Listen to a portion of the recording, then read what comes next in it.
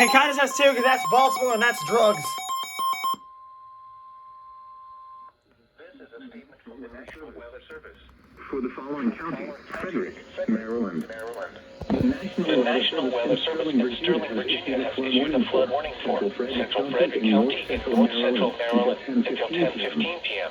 At 6:49 p.m., persistent rain was falling near Frederick that will cause flooding of small streams and urban areas. Up to 1 1.5 inch of rain has already fallen. An An additional 1 inch of rain is possible.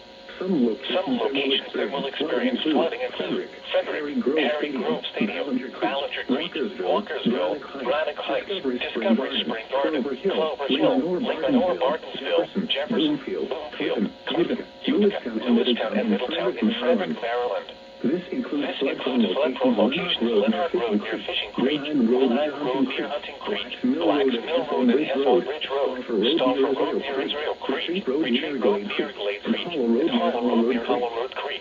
Turn around. Don't drown when encountering flooded roads. Most flood deaths occur in vehicles. A flood warning means that flooding is imminent or occurring. All interested All interested parties should take necessary precautions immediately.